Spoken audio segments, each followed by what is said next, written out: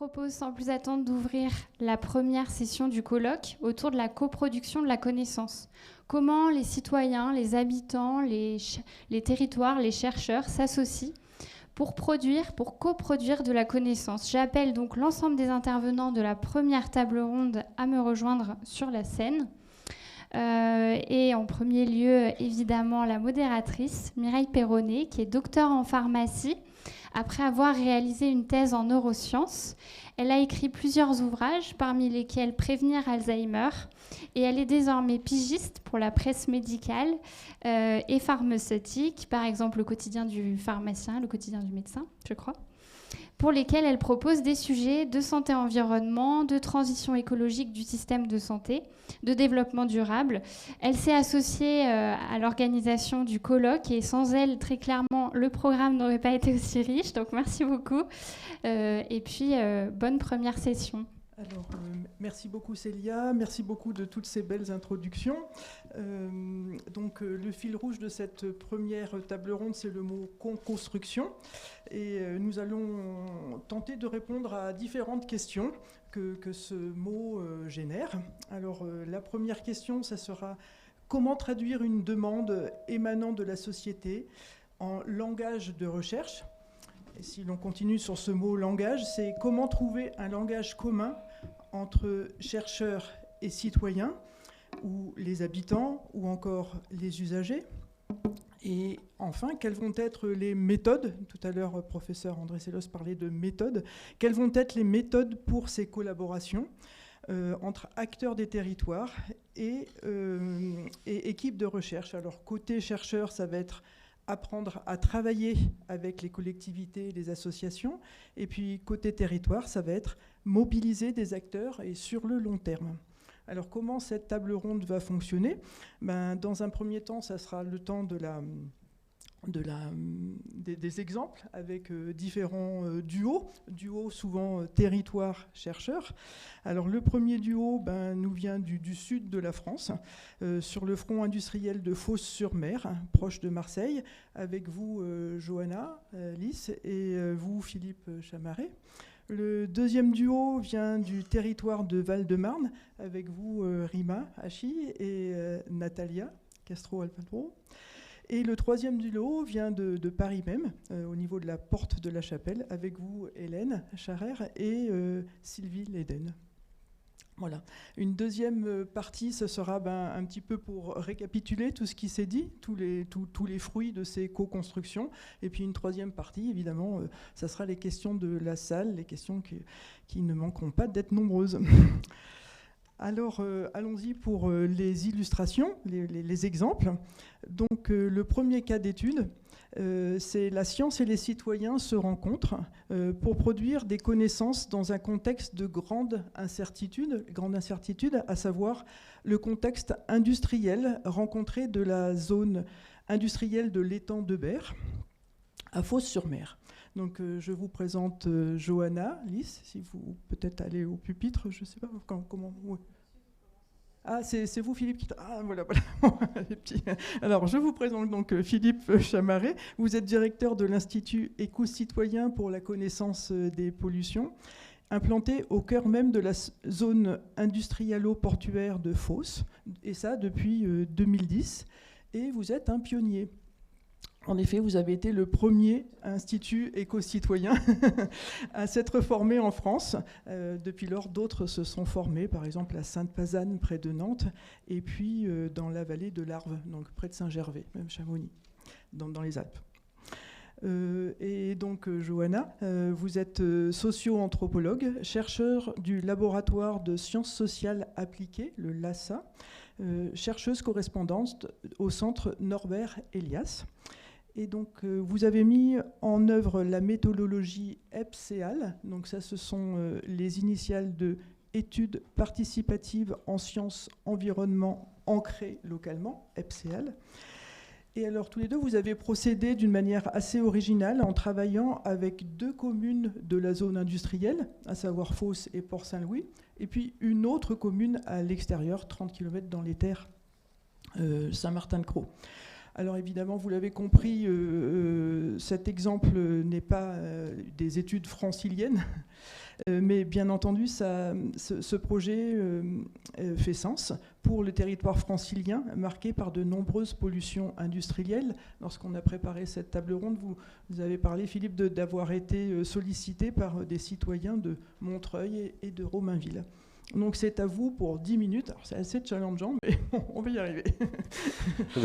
Merci beaucoup Mireille, et merci pour l'invitation à ce colloque qui a l'air tout à fait passionnant. Alors je vais tenter de tenir 5 minutes pour vous présenter une démarche qui s'est effectivement créée à Fos-sur-Mer dans un contexte il y a 13 ans, c'est-à-dire en 2010, enfin disons, ça commence en début 2000. Tout commence en fait dans un contexte de controverse lié à l'installation de l'incinérateur de Marseille à Fos-sur-Mer. Donc Marseille et son intercommunalité ont décidé à cette époque-là de traiter la question de leurs déchets, non plus au moyen d'une décharge qui était tout à fait pendable aussi et surtout interdite par l'Union européenne. Et ils ont décidé en fait de passer sur l'incinération, et au lieu de placer l'incinérateur sur le territoire de la communauté urbaine de Marseille, eh bien, cet incinérateur est venu se situer dans la zone industrielle-portuaire de Fos-sur-Mer, qui, pour ceux qui ne connaissent pas beaucoup le coin, rassemble l'essentiel de l'industrie lourde qu'on peut trouver en France, c'est-à-dire la sidérurgie, la pétrochimie, le raffinage de pétrole, le stockage d'hydrocarbures, et puis aujourd'hui les conteneurs. Et le traitement des déchets, du coup, 400 000 tonnes par an qui sont incinérées principalement là-bas. Donc ça a fait grand bruit. Les populations sur place n'ont pas forcément goûté la décision, puisque les déchets, normalement, ne voyagent pas et sont traités sur place. Et donc il y a eu un combat qui s'est formé. Un combat qui a apporté le fer sur l'expertise, c'est-à-dire que les habitants de Fos-sur-Mer et leurs élus ont décidé de trouver ou de chercher la donnée qui prouvait que cette activité allait faire des problèmes sur la santé. Et ils n'ont rien trouvé, évidemment, puisque la réglementation est parfaitement lacunaire sur ce point, n'est pas du tout orientée sur les questions de santé, et encore moins de santé environnementale. Et puis même, c'est pas sa mission, a-t-on l'impression. Et d'autre part, la connaissance n'existe pas aussi parce que la recherche est très en retard sur ces questions-là, étant donné qu'on a plutôt investi sur l'outil industriel plutôt que la faire s'accompagner d'un investissement dans la recherche pour savoir quels sont les effets. Donc c'est comme ça que l'Institut a été créé. L'Institut est né de ce besoin en fait, de développer la connaissance en santé environnementale. Et c'est une structure aujourd'hui qui a une équipe d'une dizaine de personnes compétentes en chimie de l'environnement, en écotoxicité et en épidémiologie. Et on travaille en fait selon 3 principes en gros. Le principe, c'est d'embrasser dans les études l'essentiel, enfin tous les milieux naturels, c'est-à-dire l'eau, le milieu marin, les sols, les nappes phréatiques et évidemment la santé, qui est le deuxième principe, c'est-à-dire qu'à chaque fois qu'on fait une étude sur l'environnement, on cherche à voir les conséquences ou en fait la traduction de ce qu'on a trouvé, par exemple des concentrations dans les sols de cadmium, qu'est-ce que ça peut faire sur la santé? Eh bien voilà, c'est déjà un premier sens de l'environnement vers la santé. Et puis notre partenariat avec des structures de santé locales, de centres hospitaliers et puis des CPTS locales, nous amène aussi la question, l'interrogation des praticiens de santé sur place pour aller rechercher éventuellement l'origine d'une incidence de diabète, de cancer du pancréas, etc. Donc il y a les deux sens de la démarche de l'Institut. Et puis le troisième principe, eh bien, c'est la participation, l'implication citoyenne, c'est-à-dire qu'à chaque étude, on cherche à impliquer les citoyens au moyen d'une structure qu'on a créée qui s'appelle l'Observatoire citoyen de l'environnement, qui regroupe aujourd'hui 120 personnes active dans 5 protocoles. Alors, c'est essentiellement de l'observation de la biodiversité lichénique, de l'observation de la biodiversité marine, de la biodiversité, des paramètres physico-chimiques du milieu marin également. Voilà, 5 protocoles qui, selon l'usage que les gens ont de l'environnement, nous ramènent de la donnée.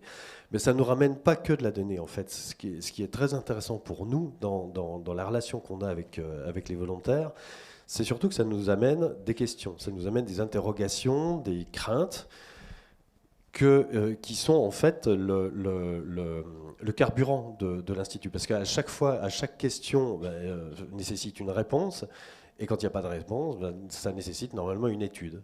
Et donc c'est comme ça qu'on fonctionne, c'est-à-dire que le programme d'action de l'Institut, il dépend, ou il vient en fait de ces bruits du territoire, et on a l'habitude de dire que les volontaires sont nos pieds sur terre, parce que ça nous assure en fait, ça nous assure le fait que nos études répondent à des questions locales, répondent à des interrogations, et répondent à des enjeux locaux, tout simplement, et ne vont pas se perdre dans des sphères qui, normalement, et de façon tout à fait naturelle pour les chercheurs, évidemment, on reste très peu sur les territoires parce que tout de suite, on est aspiré vers les sphères internationales, c'est la valorisation de la recherche normale.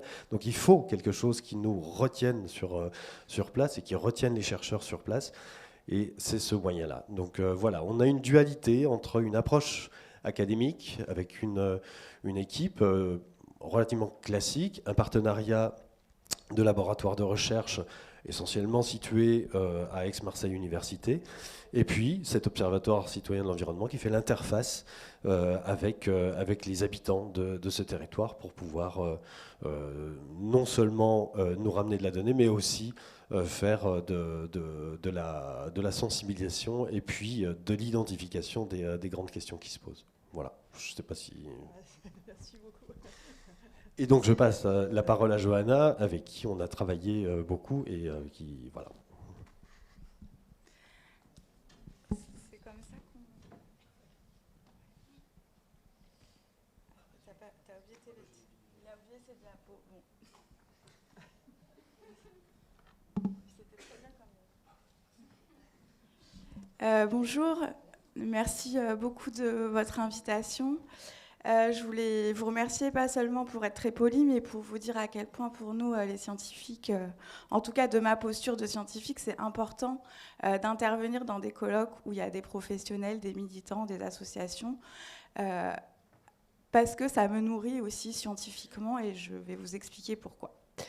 Alors là, je vais intervenir au nom de l'équipe FOSS-EPSEAL, dont la directrice scientifique s'appelle Barbara Allen. Et juste pour vous expliquer de quel point de vue on parle, Barbara Allen et moi, depuis que je l'ai rencontrée, nous travaillons sur la production de l'ignorance et la sociologie de l'ignorance en contexte industriel.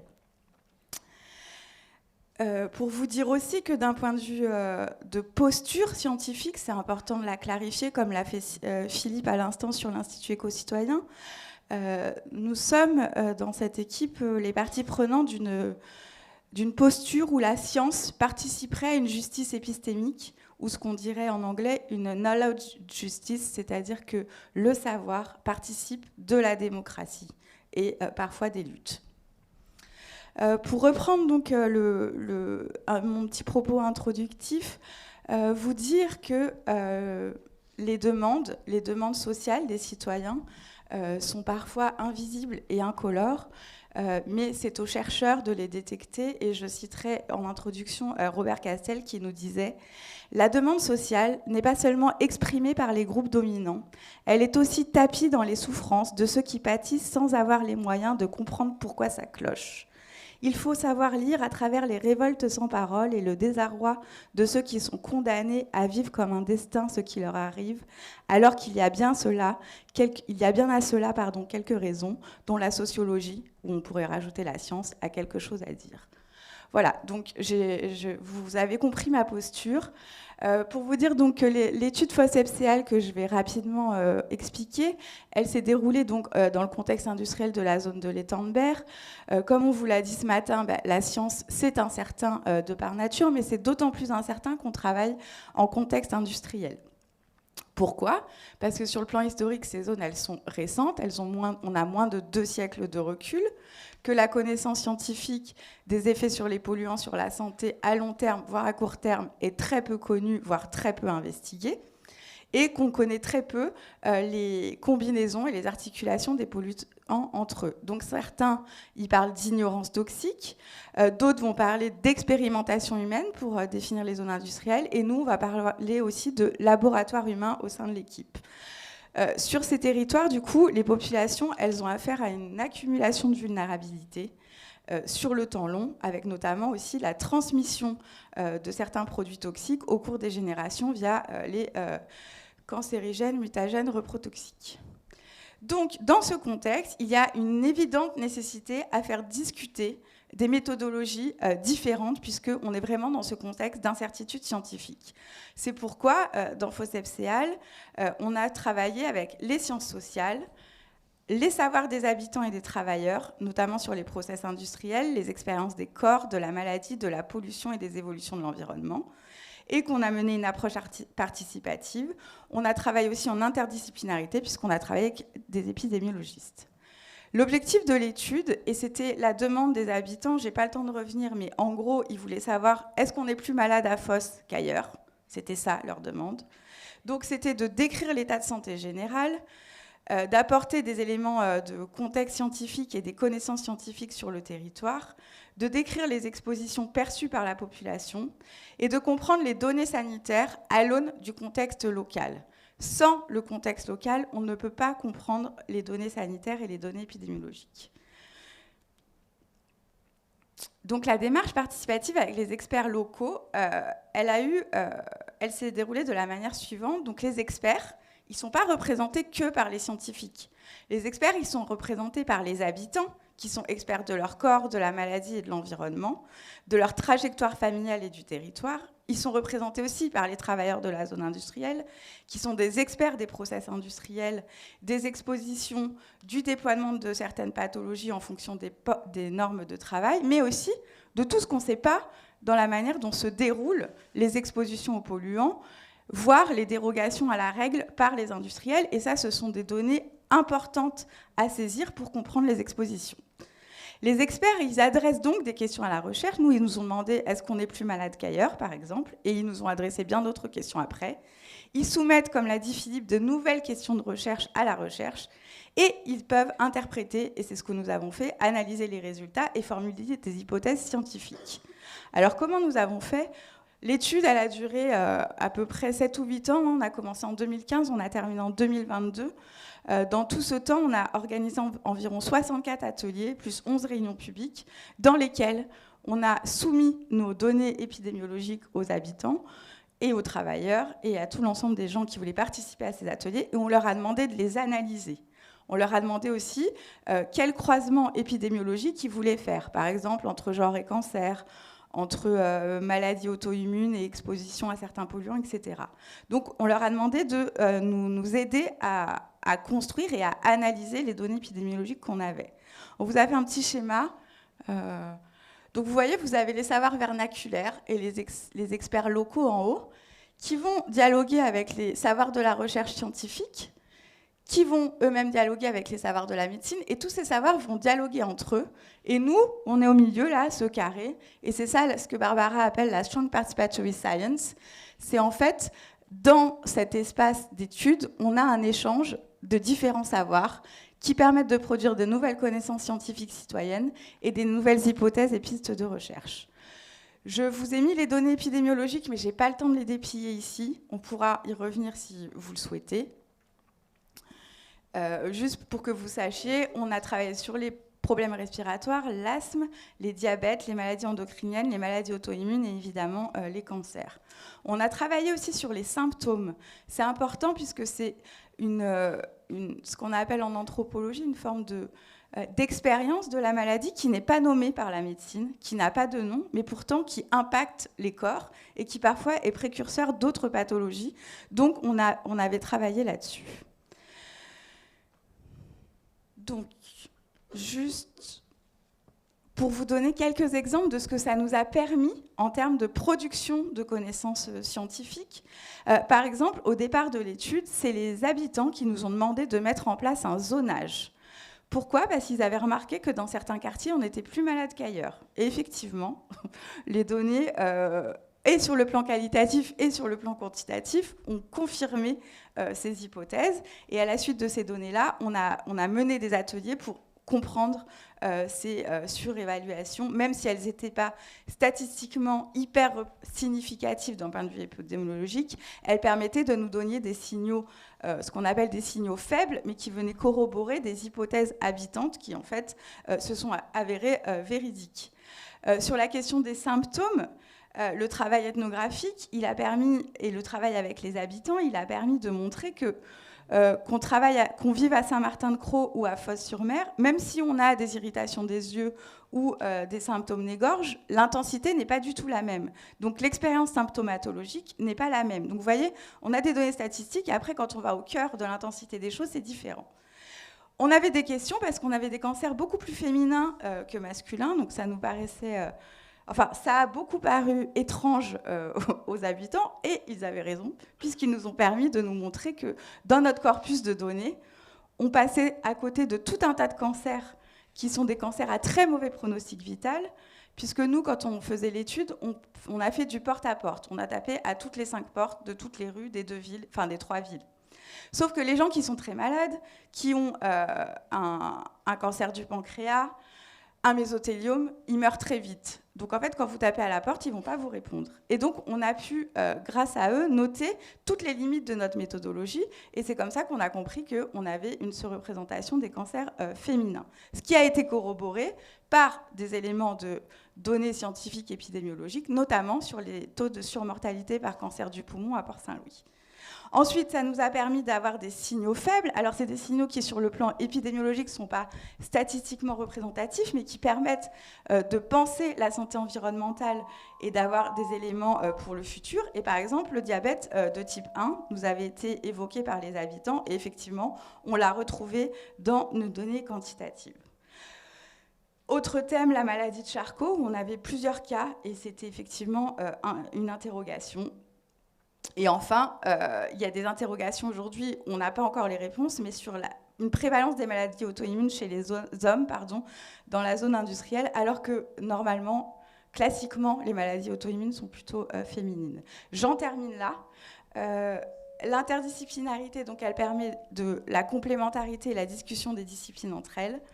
Les données qualitatives, elles permettent d'être retranscrites en questions épidémiologiques, et ces données épidémiologiques d'être travaillées à l'aune des connaissances anthropologiques. Juste là, je vous ai laissé ce petit schéma, c'est pour vous expliquer le déroulement de l'étude, puisque à chaque fin de volet, les habitants ou les travailleurs nous adressaient une nouvelle demande scientifique qu'on traduisait en dispositif scientifique. Et voilà, et c'est comme ça qu'on a travaillé de 2013 à 2022. Je vous remercie. Merci beaucoup.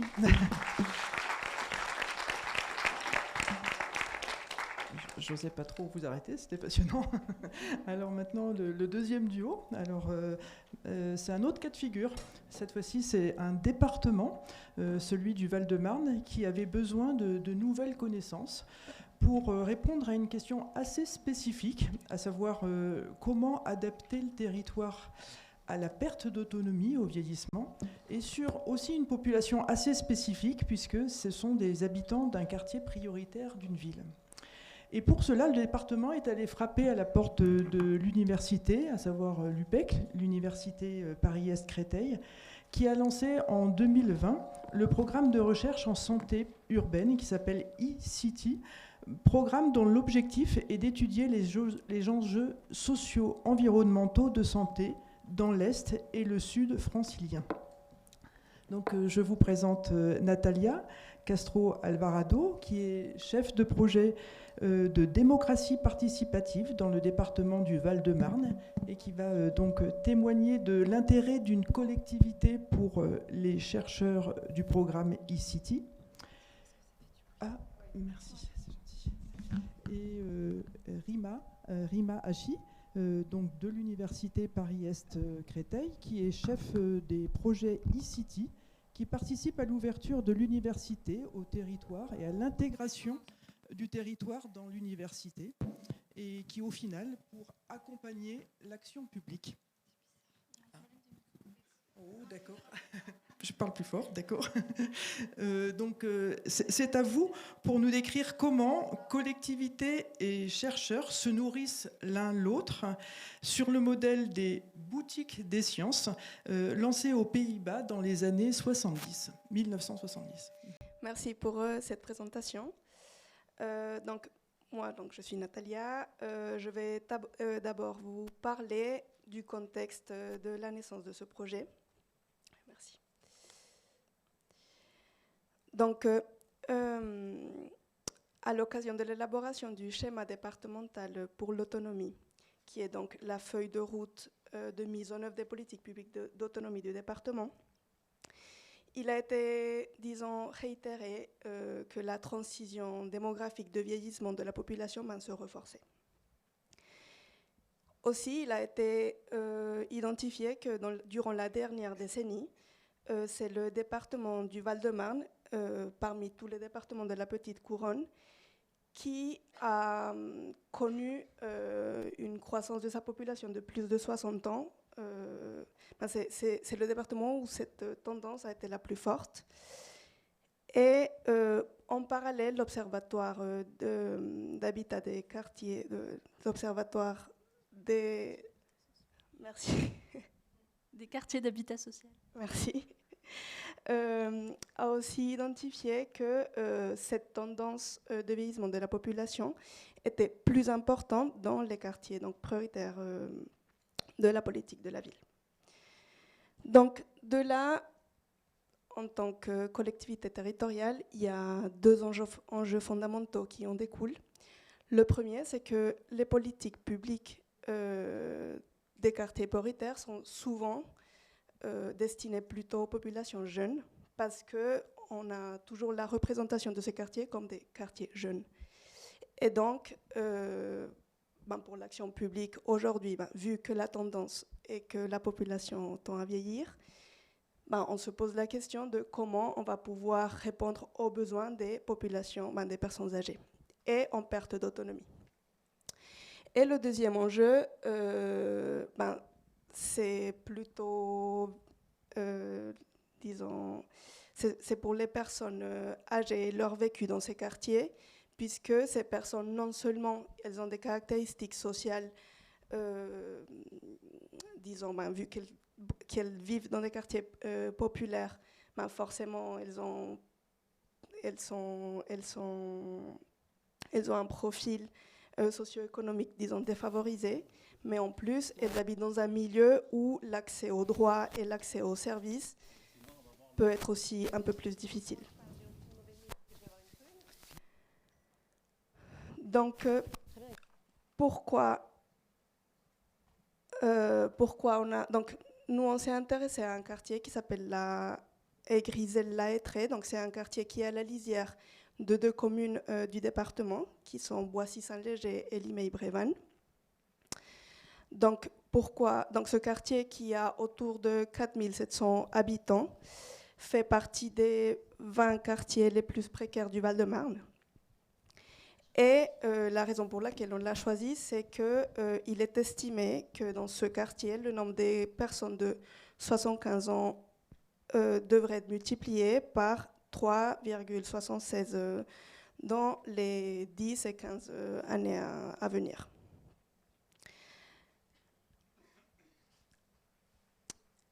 Et donc, en plus de ce contexte d'une population qui est particulièrement vieillissante dans ce quartier-là, il y a aussi un contexte, disons, favorable à une expérimentation donc, de recherche-action avec l'université, puisque donc, le département qui est chef de file des politiques d'autonomie compte avec un portage politique non seulement par les élus départementaux, mais aussi par les élus communaux, donc des villes de Limay-Brévannes et de Boissy-Saint-Léger. Et en plus de ce portage politique, donc des élus qui sont convaincus de la démarche et qui souhaitent en connaître plus les dynamiques de leur territoire, ce quartier aujourd'hui, ce quartier est élu, je ne sais pas comment dire, fait partie des quartiers qui bénéficient du plan régional de rénovation urbaine. Et donc pour nous, c'est une opportunité puisque forcément, il y a des finances qui pourraient être mobilisées pour mener des actions qui permettent d'adapter l'environnement urbain, les logements, l'aide à la personne. Donc, il y a pour moi 3 objectifs principaux. Bon, là, on a marqué 2, mais le premier, c'est vraiment donc, pourquoi on est allé chercher l'université pour mener ce projet. C'était vraiment dans l'objectif de comprendre et appréhender mieux le contexte du quartier avec une démarche qui soit aussi participative. C'est-à-dire qu'il y a l'université qui devrait mener une enquête auprès des habitants. Et du coup, donc voilà, il y a ce premier objectif de mieux comprendre le contexte. Ensuite, grâce à cette recherche, l'idée, c'est qu'on puisse créer une dynamique vraiment territoriale avec tous les acteurs locaux. Donc, je ne sais pas si, dans la coopération, puisque c'est l'objet aussi du colloque, la coopération entre la recherche et l'action publique, un des grands enjeux, c'est vraiment de décloisonner, tant pour la recherche, je pense, pour qu'il y ait un dialogue vraiment avec le terrain, mais au sein du service public. Malheureusement, aujourd'hui, on a toujours des manières de travailler qui sont vraiment cloisonnées et on travaille en silo. Donc là, l'idée, c'est non seulement de décloisonner au sein des services départementaux, puisqu'il y a différentes politiques publiques qui sont mobilisées, mais en plus qu'on puisse travailler avec les acteurs du quartier, donc les villes, les centres sociaux, etc. Je vais passer la parole à Rima. Merci. Donc un petit point d'abord sur le programme e-City, donc qui a été monté à l'Université Paris-Est-Créteil il y a à peu près 3 ans, et qui vise à mieux comprendre les déterminants sociaux et environnementaux des trajectoires de santé des populations dans l'espace urbain. Donc une thématique très large. Et en fait, ce schéma, il résume un petit peu comment on a structuré ce programme. Donc l'idée, c'est dans un espace de partenaires, qui soient à la fois des partenaires scientifiques, territoriaux, de monter des projets, donc de travailler, de ne pas partir de thématiques a priori, mais de se donner la possibilité de travailler sur un ensemble de projets qui entrent dans notre objectif général, d'y appliquer notre vision et finalement de fonctionner soit par appel à projet, comme c'était le cas avec le Val-de-Marne, de répondre à des appels à projets, ou nous-mêmes de faire de l'incubation de projets, donc de l'accompagnement de projets qui viennent de nos partenaires, et finalement de mettre en place des dispositifs de recherche qui aboutissent à différentes formes de résultats. Donc l'avancée de la connaissance scientifique et de la recherche, la création de terrains d'expérimentation, c'est le cas par exemple pour le projet avec le Val-de-Marne, de mettre en place des diagnostics de terrain à interpréter, des retours de données, des retours d'expérience.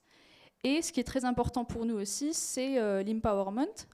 Donc ça passe par des dispositifs de formation à destination des étudiants, mais aussi, en fait, on définit l'empowerment comme le développement des capacités et des compétences des individus sur lesquels on enquête. Donc on ne veut pas que les personnes sur lesquelles on enquête soient simplement des sujets de recherche, mais qu'ils soient aussi, qu'on leur donne les moyens d'être acteurs aussi de leur santé et des politiques publiques de santé là où ils vivent.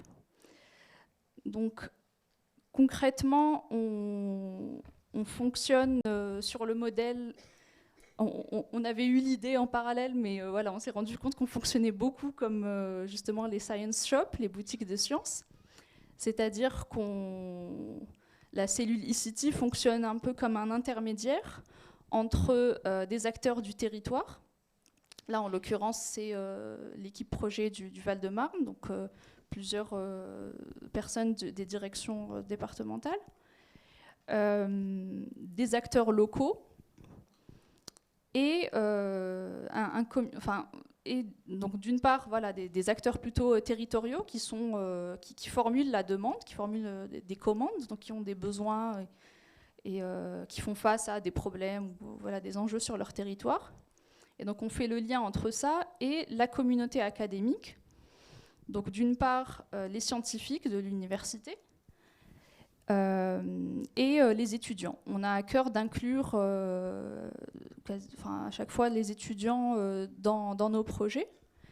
Et donc là, par exemple, concrètement, pour le projet de la Aigriselle, on a mis en place un comité scientifique, donc on a fait un appel à manifestation d'intérêt à l'université pour rassembler des chercheurs intéressés par ces thématiques. Donc ça va être en gériatrie, en géographie de la santé, en sociologie. Donc un comité scientifique qui aura vraiment la charge de donner des recommandations, d'aiguiller sur les questions de recherche intéressantes, et à qui on soumet tous les matériaux de recherche qu'on peut produire, et les étudiants d'autre part au travers de stages et d'ateliers étudiants. Alors pour ce projet, on a identifié plusieurs enjeux en fonction justement des catégories d'acteurs impliqués. Donc d'une part, côté commanditaire, donc acteurs locaux, villes, départements, comme le disait Natalia, l'enjeu c'est de décloisonner leur fonctionnement administratif. Côté communauté académique, donc pour les étudiants, ça donne l'occasion de se confronter à un projet pluripartenarial, de comprendre les enjeux, les strates d'acteurs et leur dynamique. Et pour les chercheurs, ça va être d'apporter de la réflexivité sur les concepts, les méthodes, et de contribuer au travail sur les données. Et donc dans ce projet, pour les personnes âgées, les aidants et plus globalement toute la communauté de vie autour de ces personnes âgées en perte d'autonomie, eux, leur rôle, ça va être vraiment de faire entendre la spécificité de leur point de vue avec une inclusion aux différentes étapes de la recherche.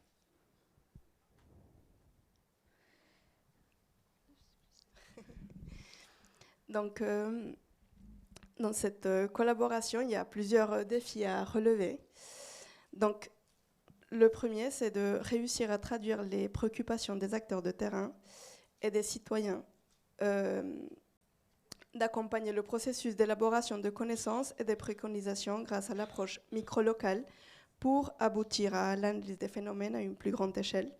Donc c'est comment on peut vraiment recueillir la parole des personnes âgées et puis la traduire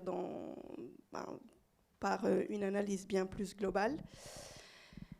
D'un point de vue vraiment de démocratie participative, il y a aussi un défi sur l'honnêteté, la transparence de la place accordée aux citoyens et aux habitants du coup de ce quartier dans l'élaboration des politiques publiques, puisque souvent ce qui arrive, c'est qu'on va voir les habitants, on les inclut dans un processus de recherche, on va les questionner sur leurs besoins, et malheureusement, il arrive aussi qu'on ne revienne pas leur présenter des résultats ou des préconisations ou qu'on revienne leur dire en fait qu'est-ce qu'on a fait de cette matière qu'on a pu recueillir. Il y a donc de ce point de vue, aussi un défi bien sûr sur la pédagogie, sur ce processus de décision, comment on fait des allers-retours sur la connaissance produite, donc de ce que l'université nous aide à faire et comment on le traduit en collectivité.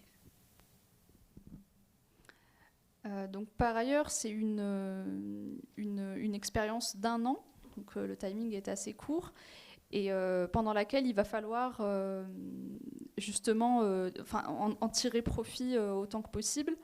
Donc, comme je disais, c'est une expérimentation, donc et puis c'est de la recherche-action, donc il y aura un va-et-vient permanent entre les hypothèses des chercheurs, ce qu'ils trouvent sur le terrain, et ainsi de suite. Et donc finalement, voilà, il y a d'une part un enjeu autour de lutter contre l'amnésie des expériences locales, donc faire en sorte que ce projet puisse être dupliqué dans d'autres QPV, voire dans d'autres quartiers.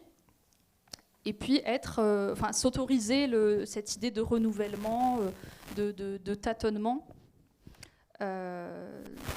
Et voilà, de multiples réglages pour asseoir des modalités de co-construction avec les habitants. Donc c'est vraiment de l'expérimentation.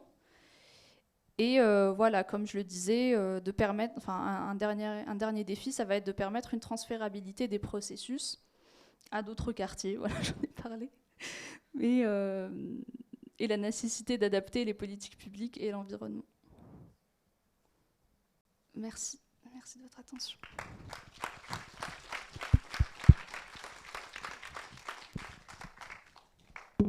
Merci beaucoup. Alors maintenant, le troisième cas de figure. C'est des chercheurs qui, pour développer leurs recherches, ont bénéficié du rôle d'intermédiation des associations qui sont implantées et œuvrent sur le lieu de la recherche. Et ensemble, chercheurs et associations vont faire grandir et évoluer le projet. Donc, je vous présente Hélène Scharrer, qui est géographe de la santé, à la fois INRAE et Université Paris-Est Créteil, et coordinatrice du projet Urba Santé, qui étudie les impacts des nouveaux aménagements du quartier de la Chapelle sur la santé des habitants. Et puis ensuite, ce sera Sylvie Leden, qui est directrice de l'association Active 18, une association locale créée en 1922 en 2022 voilà, pour porter l'entreprise à but d'emploi du quartier Chapelle Nord, donc dans le 18e de Paris, dans le cadre de l'expérimentation Territoire zéro chômeur.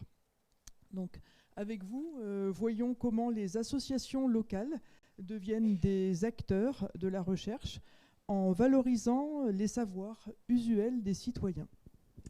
Merci pour cette introduction.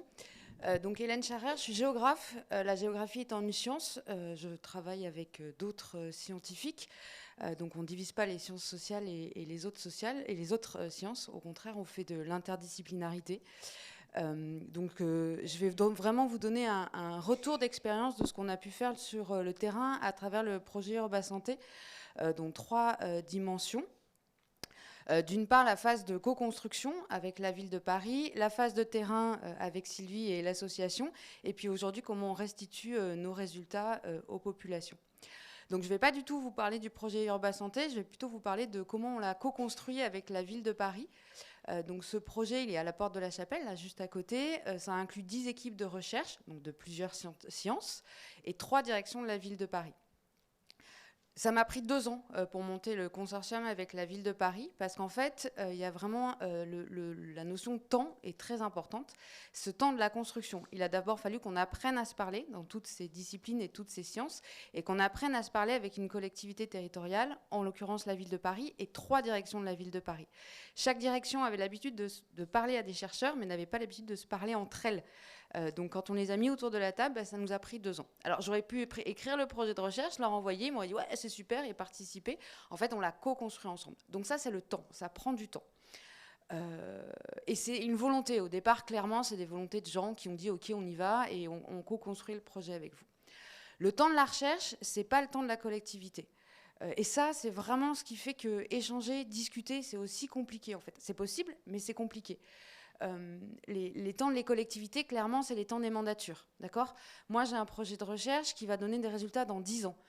Donc il faut que la collectivité elle soit prête à dire « Ok, d'accord, on met du temps dans votre projet, mais en fait, on aura les résultats que dans 10 ans. » Voilà, ça se vend. Le temps des financements. Les financements que je récupère, c'est pour 1 ou 2 ans. Je ne vais pas en Chine pour les chercher, je reste en France. Donc ils sont sur des durées qui sont limitées. Et le temps de l'évaluation. Alors, à candidat égal dans ma discipline, publier un article dans Lancet ou dans Nature, ça va vous donner un poste, mais pas faire la fête de la science pour l'instant. Donc clairement, il y a aussi un décalage entre notre évaluation en tant que chercheur et ce qu'on peut faire. Pour que les habitants puissent remplir nos questionnaires, j'ai passé des journées à coller des gommettes avec les enfants pour libérer du temps aux femmes, pour qu'elles puissent compléter nos questionnaires. Et ben, quand je fais mon CV de chercheur, je ne dis pas à passer 4 jours à coller des gommettes avec des enfants de 10 ans. D'accord ? Sinon, clairement, je n'ai pas le poste. Par contre, si je publie dans Nature, j'aurai le poste. Okay ? Donc ça, c'est la phase de la co-construction et de tous les leviers et les difficultés qu'on peut avoir à collaborer ensemble. N'empêche que c'est possible puisqu'on l'a monté, ce projet de recherche, avec la ville de Paris. C'est le temps de la co-construction. Ensuite, il faut aller sur le terrain. Donc il y a toute la phase de terrain, où là, effectivement, on va collecter de la donnée pour pouvoir ensuite la restituer et puis la traiter, l'analyser. Donc quand on est arrivé sur le terrain, on voulait collecter de l'information, mais aussi transmettre de l'information. Donc on a notamment mené des ateliers, par exemple, sur la qualité de l'air. Donc là, avec... sur le terrain avec l'espace jeune La Villa, qui est à quartier Porte de la Chapelle, avec des jeunes. Donc il faut les motiver, ça prend un temps fou d'aller les chercher, de leur dire « Venez, on va discuter qualité de l'air ». Bon, au début, ils ne sont pas très motivés, mais en fait, ça marche plutôt pas mal et ça a bien marché. Et puis, il y a vouloir impliquer les habitants et les habitantes pour justement pouvoir discuter vraiment avec eux et pourquoi pas en faire ce qu'on appelle en anglais les community researchers, c'est-à-dire des gens qui vont aller au sein de leur propre quartier collecter de la donnée. Et là, on a travaillé avec Territoire Zéro Chômeur et avec Active 18 parce qu'on s'est dit c'est quand même bien bête de ne pas avoir une force dans le quartier et de ne pas pouvoir la mobiliser pour pouvoir travailler avec eux. Et donc, c'est Sylvie qui va vous présenter cette association et puis tout le travail qu'on a fait avec vous. Et vous allez voir que ça nous a même questionné, nous, en tant que chercheurs, sur notre engagement à faire de la recherche avec les habitants, avec les habitantes, avec les collectivités. Est-ce qu'on est toujours dans notre rôle de chercheur ou pas ? Ça, on n'a pas le temps de le développer, mais c'est une vraie question qu'on se pose aussi. Tiens. Merci. Bonjour à toutes et toutes. Alors, je vais vous expliquer... Ah oui, c'est moi qui dois faire bouger ça. Voilà.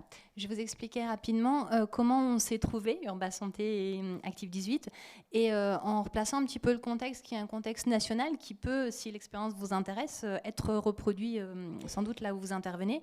Donc, Territoire Zéro Chômeur de longue durée, à la base, c'est donc une expérimentation nationale, donc toujours en cours. C'est un pari de dire que le chômage de longue durée, ça a un coût pour la société qui est important. Donc il y a le coût des allocations, il y a le coût de tous les effets secondaires sur la santé, sur l'éducation des enfants, sur les quartiers, le manque à gagner en termes de dépenses, etc. Et que tout cet argent public, on peut faire le pari de le réorienter autrement et donc de financer des emplois, de subventionner des emplois, clairement, pour que les gens qui ont envie de travailler puissent travailler, malgré toutes ces expériences donc, qui les ont amenés à du chômage de longue durée. Et donc, Territoire Zéro Chômeur de longue durée s'appuie sur un recensement des besoins du territoire. Qu'est-ce qui manque sur ces territoires ? Et en général, ces territoires, il y a beaucoup de chômage de longue durée. C'est des territoires qui sont isolés, qui rencontrent beaucoup de difficultés. Et donc, il y a beaucoup de besoins. Et c'est aussi un recensement, un travail très participatif, collectif, avec les habitants du territoire, au premier rang desquels les chômeurs de longue durée.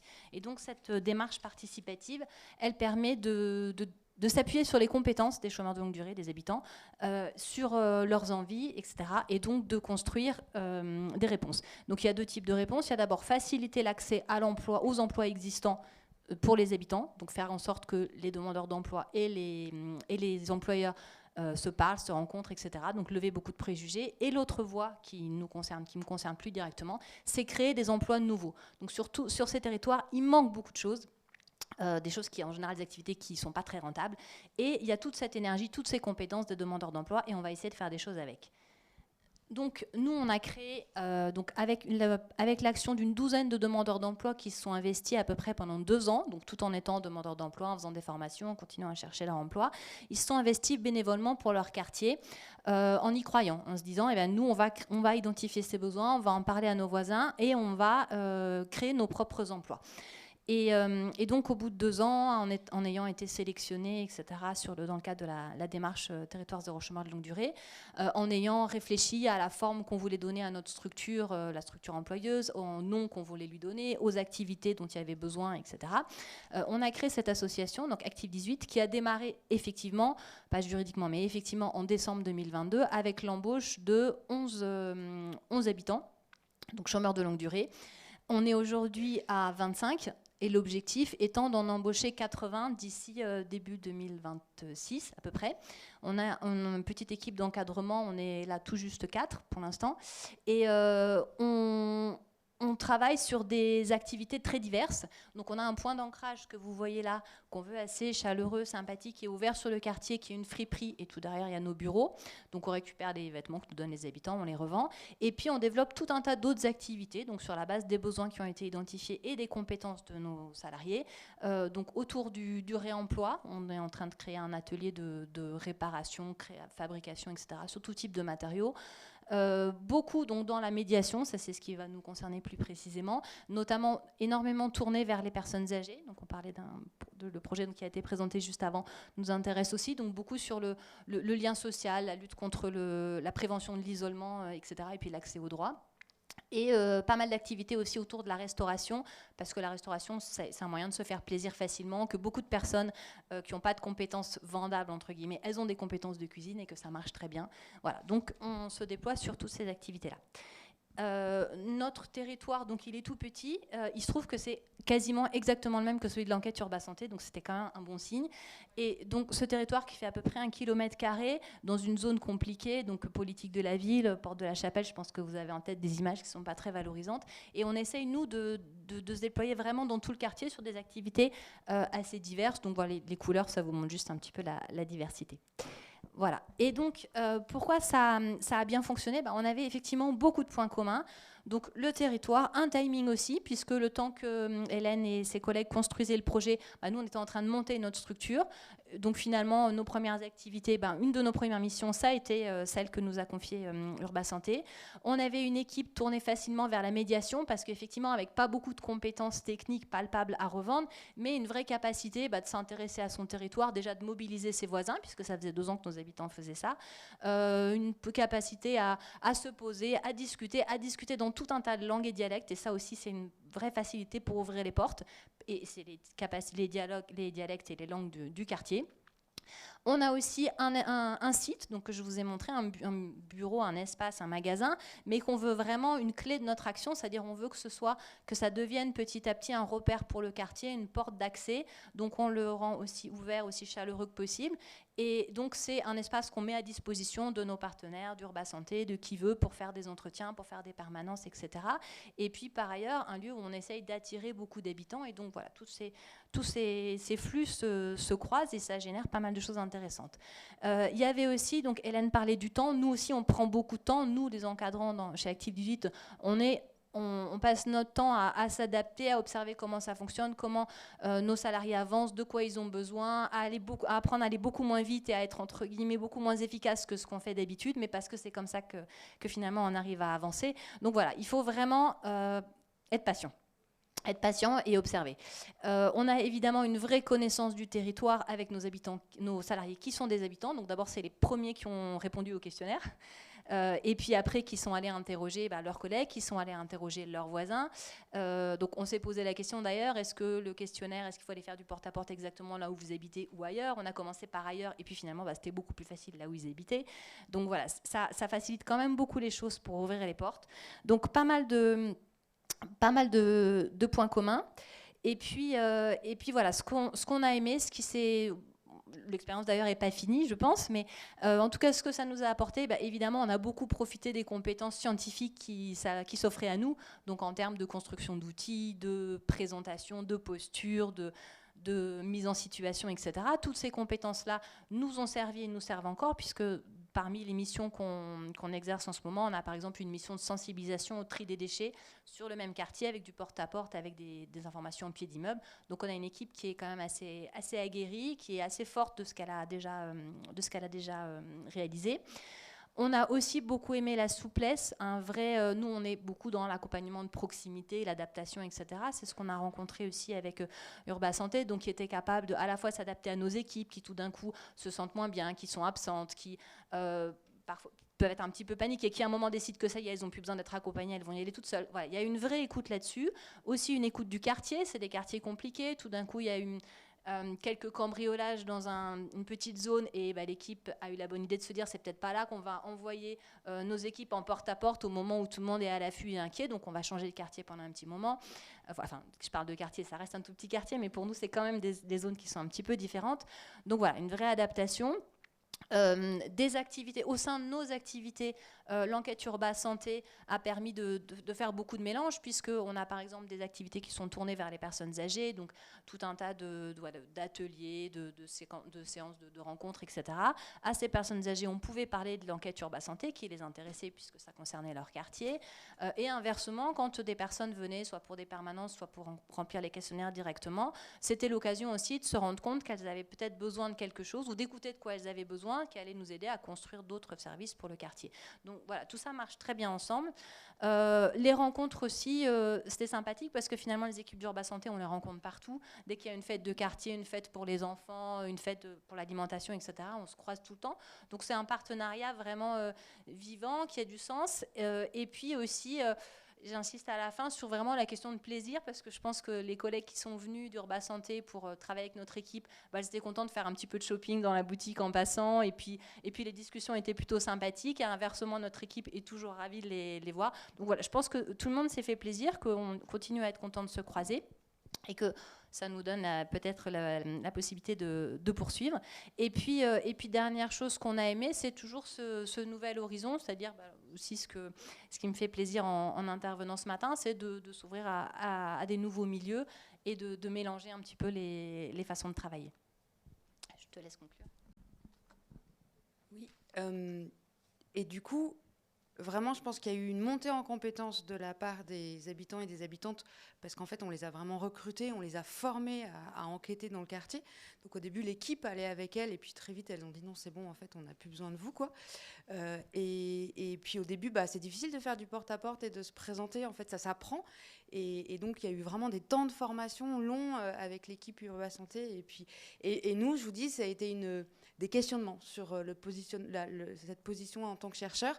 Et clairement, grâce à notre collaboration avec Active18, je pense qu'on a collecté des informations, même j'en suis certaine, en fait, on a collecté des informations qu'on n'aurait jamais eues si on n'avait pas collaboré avec Active18 dans le quartier, quoi. Clairement, on a touché une population qui d'habitude ne sont pas dans les études de cohorte, qui d'habitude ne sont pas dans les enquêtes, parce qu'on a bossé avec cette association. Et donc, hasard total du calendrier, et je conclus, c'est que ce soir, à Porte de la Chapelle, on présente nos résultats aux habitants à travers une exposition que Lucille Bochard notamment et Roxane Caparros ont monté. Donc c'est les deux chevilles ouvrières du projet Urba Santé. Donc elles ont monté toute une expo parce qu'en fait on veut très vite restituer. Alors on utilise le terme de restitution, je ne sais pas si c'est le bon, mais on veut très vite restituer aux habitants les premiers résultats. On n'a pas encore analysé les questionnaires, mais on a déjà tout le travail qu'on a fait avec Active18, tout le travail qu'on a fait dans le terrain. Et ça, on voulait vraiment le transmettre aux habitants très très vite. Donc le vernissage, c'est ce soir, à Porte de la Chapelle, donc au centre social Rosa Parks, à partir de 18h. Donc on a tout bien prévu. Il y a un restaurateur du quartier qui vient nous faire le vernissage. Et donc vous avez toute l'expo de ce qui a été fait déjà dans le cadre du quartier. Et ça sera jusqu'au 21 décembre. Donc si jamais ça vous intéresse, quand vous partez là du colloque, hop, vous arrêtez Porte de la Chapelle et vous allez voir notre expo. C'est vraiment un hasard, hein, c'est pas fait exprès. La date, elle est fixée depuis longtemps, quoi. Merci beaucoup. Merci.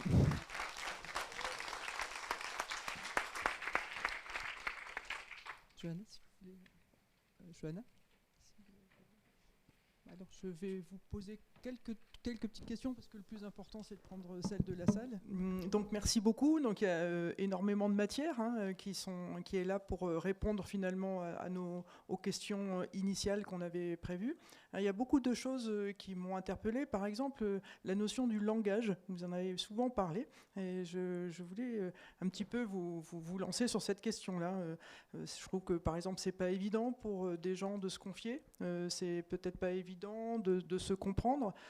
C'est peut-être pas non plus aussi évident d'avoir justement du langage sur du long terme. Peut-être qu'il y a un effet nouveauté, puis après qui s'épuise. Donc voilà, j'avais cette question-là à vous poser.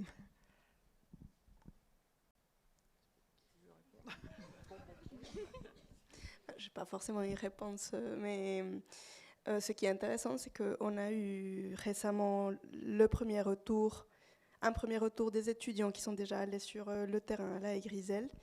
Et justement, ils nous ont rapporté qu'en fait, rencontrer des personnes âgées dans le quartier, c'est pas évident. Parce qu'en plus, la population avec laquelle on veut justement avoir ce dialogue, c'est pas que les personnes âgées, c'est aussi les personnes en situation de handicap et en perte d'autonomie de façon globale.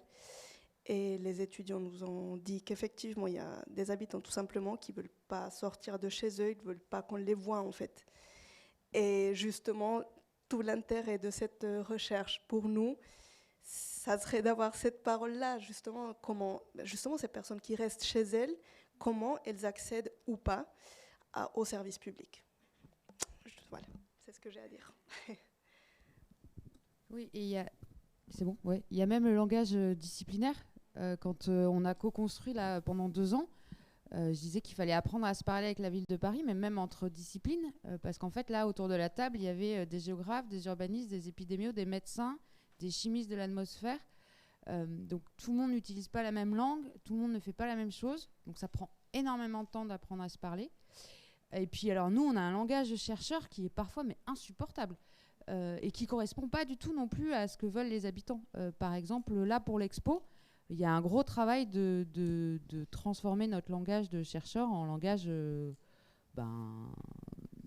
bien quoi. Et puis même on s'est rendu compte que quand on présentait l'étude aux habitants et quand on travaillait avec les personnes d'Active 18, enfin les pionnières, c'est comme ça qu'on les appelle, au bout d'un moment, elles ont trouvé leur propre langage à elles pour présenter l'étude aux habitants et aux habitantes. Et bizarrement, ça marchait beaucoup mieux que quand c'était nous qui le faisions. Donc je pense que oui, il y a un gros travail qui est pour nous chercheurs à apprendre à parler avec plein de disciplines,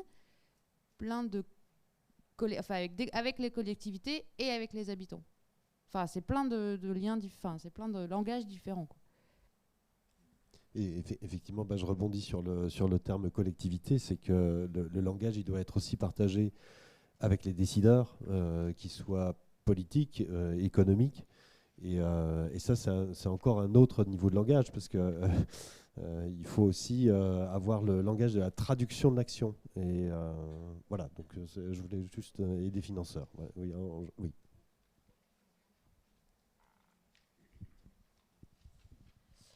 Oui. Ça marche ? Ouais. Ouais, vous m'entendez ? Ok. Oui, je rejoins ma camarade de droite sur la question de l'interdisciplinarité. C'est très dur, en fait, de faire de l'interdisciplinarité. C'est long, on ne se comprend pas, des fois on se déteste, parce qu'on est là, mais comment il ne peut pas comprendre ma posture scientifique ? Enfin, moi, je sais qu'avec mon épidémiologiste avec lequel j'ai travaillé pendant quelques années, ça a pris beaucoup de temps pour qu'on se comprenne, et ça demande un vrai décentrement scientifique, c'est-à-dire que moi, j'ai dû apprendre les règles, les codes, les exigences, les normes de l'épidémiologie, auxquelles je n'adhérais pas forcément, mais j'ai dû les apprendre et les intégrer pour pouvoir comprendre mon collègue, et lui, inversement, il a dû comprendre mes règles, mes normes, parfois même mes valeurs d'anthropologue, sociologue sur le terrain, pour qu'on puisse se comprendre. Donc maintenant, ça fonctionne très bien, mais il nous a fallu un temps démentiel pour que ça marche. Pour reprendre sur cette question du langage, vous avez parlé du langage sur le temps long, et là je m'adresserai plutôt du coup aux côtés des gens qui participent à l'enquête ou qui collaborent. Je pense que la présence sur le terrain, dans le temps, est un atout démentiel en fait, puisqu'on est là, on ne part pas. Il y a une forme de stabilité dans un monde qui est très inconstant. Donc cette dimension du temps long est importante. Et enfin, sur la question du langage, je pense qu'effectivement, les scientifiques, comme tu l'as dit, ils ont besoin d'apprendre à parler aux autres et à se décentrer de leur langage verbeux, etc. Tout en, pour moi, tout en gardant une certaine exigence qui est parfois épistémologique. Et je sais que nous, à Fosse Epsial, on a eu moi, mon plus grand plaisir, c'était quand on explicitait les enjeux épistémologiques de la science et que les habitants et les travailleurs les comprenaient et les restituaient ensuite aux autres. Il y a la question du langage et puis aussi la question de la quantité d'informations dont vous avez besoin. Nos salariés dans notre équipe depuis le début, elles disaient mais ce questionnaire il est trop long de toute façon. Et bon, elles avaient compris qu'elles n'auraient pas gain de cause, le questionnaire, même s'il avait déjà été bien réduit. Mais voilà. Et en fait, elles avaient l'impression qu'elles posaient quand même souvent la même question. Et elles sont passées d'un temps de, je sais pas, au début, ça devait être à peu près 45 minutes pour poser le questionnaire. Et à la fin, c'était 20 minutes quand elles le maîtrisaient bien. Et je pense pas qu'elles le faisaient moins bien. Mais elles avaient une vraie capacité à condenser certaines informations, à présenter les choses, etc. Donc voilà, c'est leur appropriation de ce questionnaire et qui finalement leur a permis de se sentir bien avec. Alors, ça ferait hurler les épidémiologistes parce qu'il leur faut des questionnaires validés, nanana, mais presque, je me demande si le prochain questionnaire, en fait, il n'aurait pas fallu le faire avec elles dès le départ. Tu vois ce que je veux dire? Et comme ça, on aurait peut-être, on l'aurait certainement fait différemment.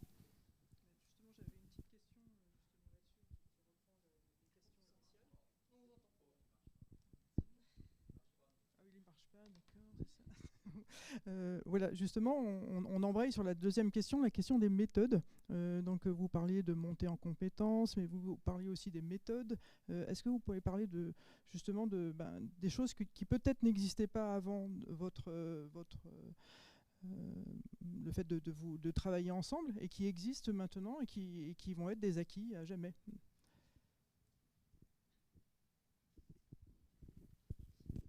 Moi, je l'ai déjà un peu dit, nous, on a commencé nos missions de vraiment médiation avec cette expérience sur Urba Santé et maintenant, on en déploie un certain nombre et on va aller en chercher d'autres. On a une équipe qui se sent assez armée et capable d'aller faire du porte-à-porte, ce qui n'est pas une mission très réjouissante en soi, parce qu'ils ont une vraie compétence à faire valoir maintenant. Et puis ça les a rendus à l'aise après sur tout un tas d'autres, dans tout un tas d'autres situations autour de ce que nous on appelle médiation, mais on est beaucoup dans l'espace public, notamment pour aller vers les personnes âgées. On s'installe dans les cours d'immeubles avec des petits accessoires un peu prétextes, un café, des gâteaux maison, etc. Et puis on arrête les gens, on discute, on crée une habitude et petit à petit on va aller essayer de percevoir un peu plus de quoi les gens pourraient avoir besoin. Et, voilà. Et tout ça, cette mission initiale avec Urba Santé, ça a participé à mettre nos équipes à l'aise.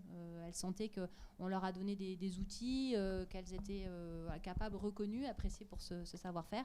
Et ça a été vraiment une entrée dans la suite de nos actions.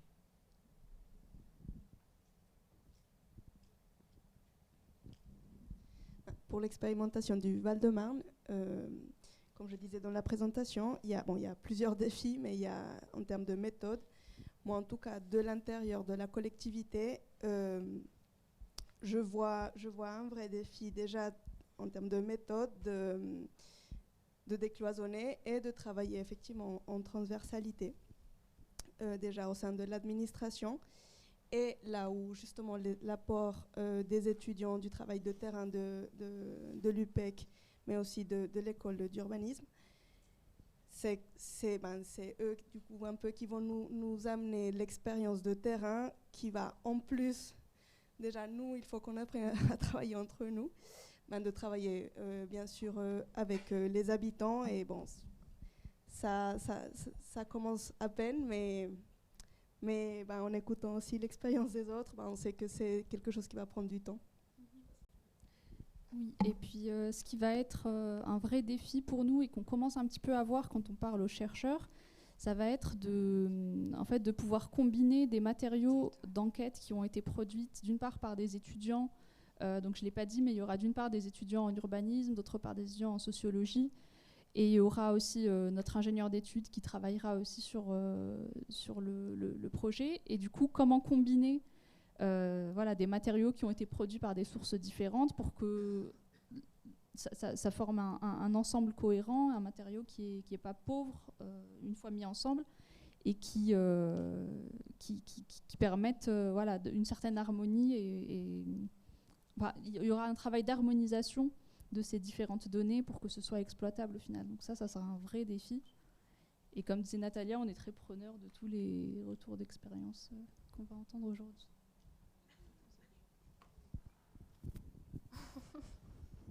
Merci. Je ne sais pas trop ce qu'on a modifié entre avant et maintenant. Nous, notre ambition, c'était de créer une sorte de guichet unique, c'est-à-dire fondé sur le manque de ce qu'on a identifié. C'est un guichet unique en santé environnementale, sachant que l'essentiel des questions qui se posent sur ces champs-là tombent dans une ignorance totale, voire d'ailleurs parfois dans une négation de la question, en tout cas dans une inexistence. Et ça, au niveau des habitants, c'est absolument tragique. Et ce qu'on peut voir, c'est que si on a mis en place une méthode ou quelque chose, c'est effectivement une capacité d'écoute et de prise en compte de ces questions, au moins pour aller chercher des réponses, aller chercher des méthodes justement scientifiques pour pouvoir répondre à ces interrogations. Et voilà, et je voulais juste dire aussi quelque chose sur cette notion du temps long et de la tension entre le temps politique et le temps scientifique. Alors effectivement, une recherche, à partir du moment où on se pose une question jusqu'au moment où on a une réponse sensée, il ne se passe pas moins de 10 ans, ça c'est clair. Au moins, c'est vraiment le minimum syndical de la recherche. Le politique, lui, étant associé à des mandats de 5 ans, voilà, 5-6 ans, allez. Et du coup, la présence sur place, ça a été dit, et je crois que c'est Johanna qui l'a en plus affirmé, la présence sur place, l'implication directe des citoyens, l'action sur le terrain permet de faire ce lien entre ces temps différents et permet de faire dialoguer en fait ces différents acteurs. Voilà.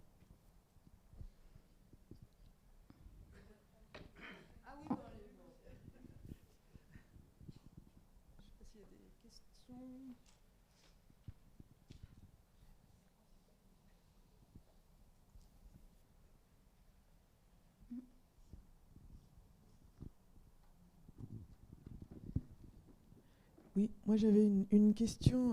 Donc Catherine Mangenet de l'Observatoire régional de santé d'Île-de-France. Ah, vous m'entendez pas? Vous m'entendez là? Il faut bien parler, faut bien mettre le micro sur le menton. Sur le menton. Vous m'entendez là? Oui. Bon, alors c'est toujours Catherine Mangenet de l'Observatoire régional de santé d'Île-de-France.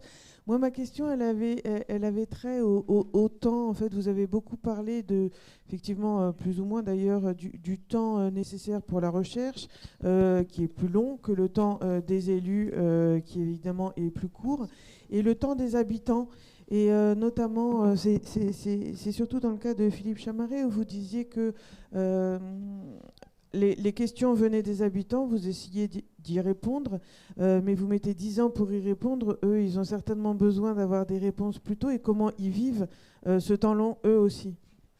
Alors, c'est une excellente question qui s'est posée à nous il n'y a pas très longtemps sur la question des PFAS, ces polluants qu'on dit éternels, qui ne sont pas forcément éternels, mais enfin qui posent énormément de questions et de problèmes de santé publique. On a été invité et missionné par la métropole de Lyon pour réaliser une étude de bioimprégnation humaine sur le territoire du sud lyonnais, donc la vallée de la Chimie.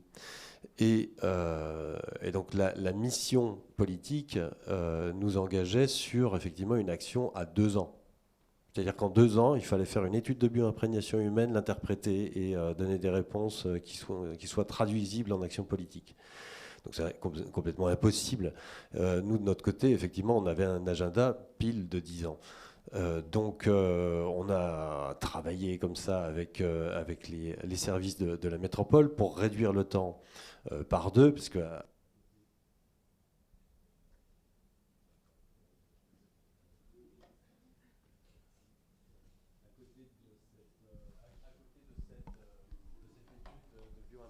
humaine, il y avait aussi tout le volet environnemental. Donc on a fait du parallèle, on a essayé de faire ce qu'il fallait faire, mais quand même, on arrive à 5 ans. Et ça, pour le politique, c'est compliqué.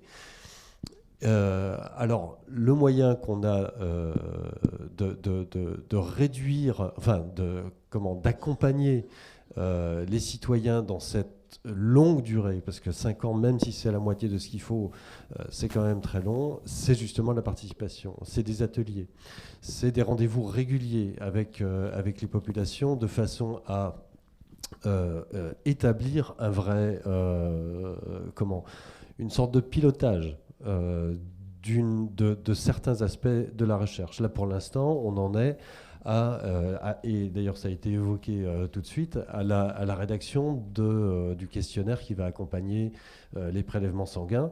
Donc la rédaction du questionnaire, elle part d'un questionnaire déjà établi avec Santé publique France, donc sur le minimum qu'il faudrait, et avec les citoyens et les habitants, on est en train de compléter ce questionnaire-là pour justement pouvoir, à la façon d'EPSEAL, pouvoir tracer des axes d'interprétation à la fin de la recherche qui puissent répondre justement à ces questions qui se posent aujourd'hui. Et donc ça fait qu'on a tous les 3 mois un rendez-vous avec les citoyens sur 2 semaines. Bon, alors c'est je crois des salves de 4 ateliers, 2 fois 4 ateliers sur 2 semaines. Donc on a des rendez-vous très réguliers comme ça pendant un temps réduit et tous les 3 mois. Et ça permet en fait une rencontre qui apparaît pour les habitants assez constante. Et pour la recherche, c'est une méthode qui apporte énormément d'identification des questions justement. Je me permets de répondre à une question qui ne m'est pas posée. Dans le projet de recherche de FOSS-EPSEAL, je vous ai dit qu'on avait mis 10 ans. Mais en fait, il faut bien comprendre que ces 10 ans compartimentés en projets qui duraient à chaque fois 1 an et demi ou 2 ans maximum. Et en fait, le total du processus a duré 10 ans. Mais par exemple, quand on a commencé en 2015, donc on a commencé les enquêtes au porte-à-porte épidémiologique et les analyses des ateliers, on a commencé en juin. En janvier 2017, on avait des résultats analysés qui ont été publiés librement et qui ont été ensuite diffusés par les habitants à la presse. Donc en fait, il faut bien comprendre qu'on a ce souci d'interaction et qu'on ne se dit pas en amont, oui, ça va durer 10 ans et les gens, pendant 10 ans, on les oublie. C'est un peu comme disait Philippe. Et effectivement, tout le long de ces 10 ans, que les projets durent 1 an et demi ou 6 mois ou 2 ans et demi, etc., on avait beaucoup de restitutions, on avait une présence régulière. C'est-à-dire qu'en amont du projet, on faisait une réunion publique.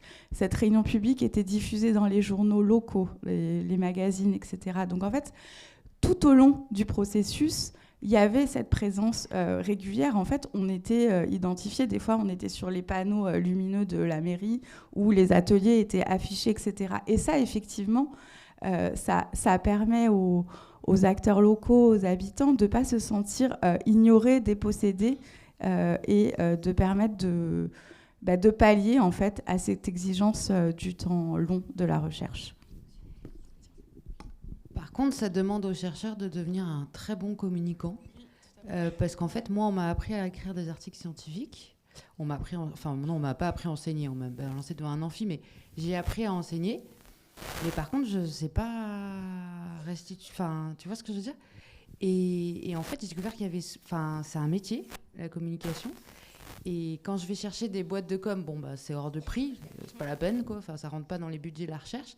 Donc, il a fallu qu'on réfléchisse quand même complètement différemment à comment on restitue nos travaux de recherche autrement que dans des articles scientifiques et des politiques et des acteurs de terrain et des habitants et des habitantes et des journalistes. Parce que ça aussi, ça demande voilà. Et du coup, il y a des fois, moi, je sais pas faire. Vraiment, j'ai dû aller chercher des compétences ailleurs, quoi. Parce que je suis chercheur, je suis pas, tu vois, je suis pas communicante, quoi. Et je me suis dit, zut, la prochaine fois que je monte un projet de recherche, ben, je mets un budget pour ça, quoi. Pour communiquer, pour restituer aux habitants. Sur ce que tu dis, alors effectivement, apprendre à communiquer et apprendre aussi à prendre comment dire, du mécontentement, de l'expression, parce que dans ces ateliers, c'est pas que des questions méthodologiques qui se posent, c'est vraiment des questions territoriales, de vécu, de crainte, hein, encore une fois. Donc en fait, elles ne s'expriment pas poliment. Et il faut aussi apprendre à prendre des coups et à transformer ces coups en effectivement une retraduction pour y répondre. C'est passionnant. Alors, je vais essayer de retenir l'ensemble des questions. Déjà, en vous répondant qu'il faut que ce soit bien clair, nous, on n'a rien à voir avec l'installation de l'incinérateur.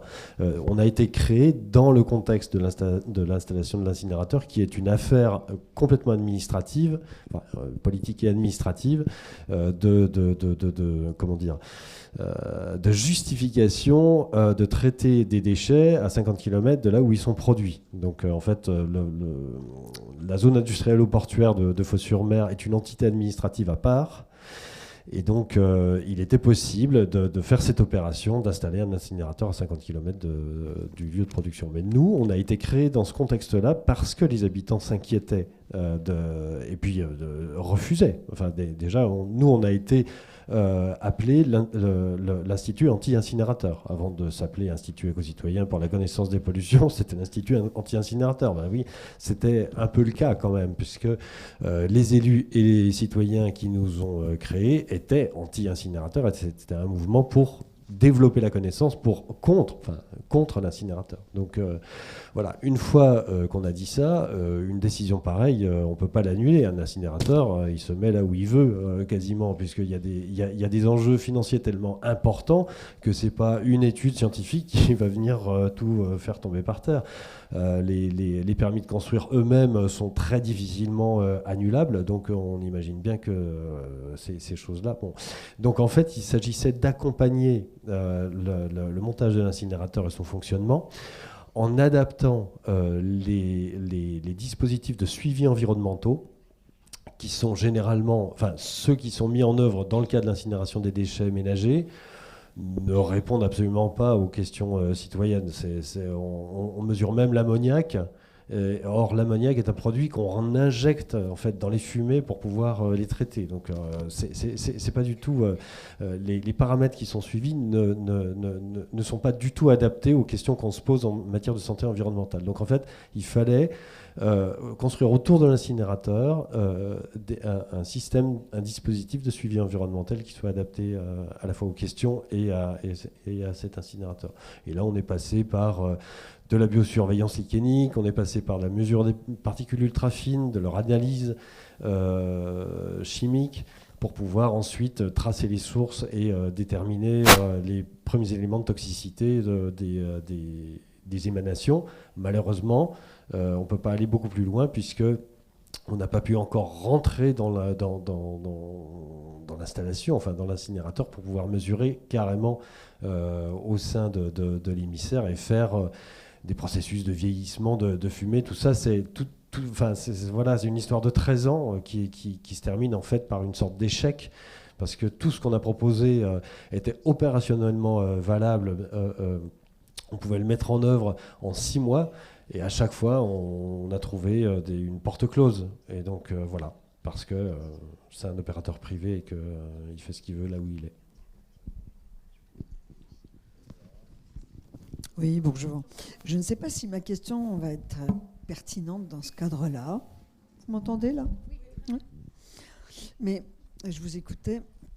Je me disais, alors nous, le problème, moi je suis à l'Advocnar, une association de lutte contre les nuisances aériennes, et entre autres celle de la région Île-de-France. Et moi je suis survolée depuis 26 ans par Roissy.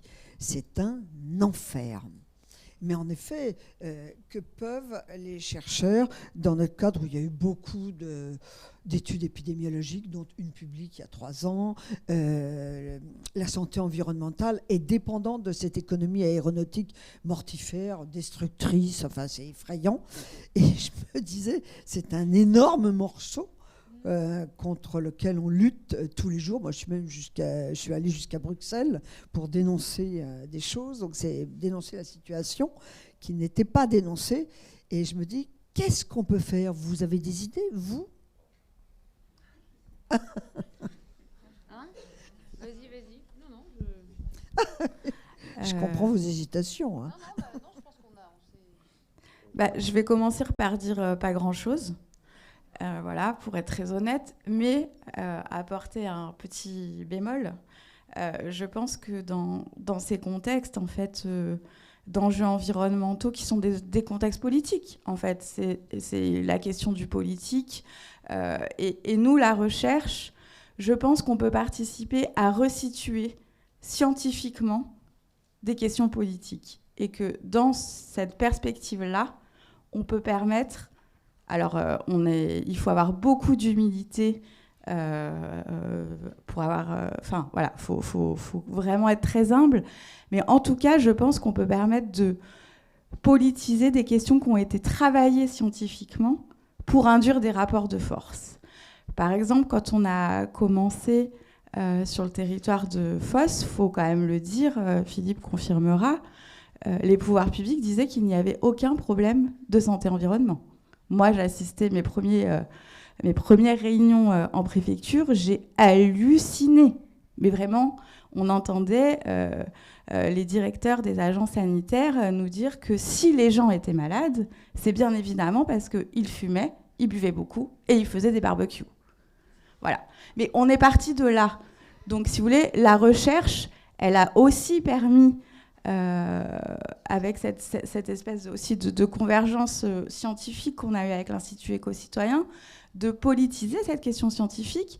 Et la démarche collaborative, elle a fait en sorte que ce sont aussi les habitants qui se sont saisis de la question, parce qu'ils en avaient marre.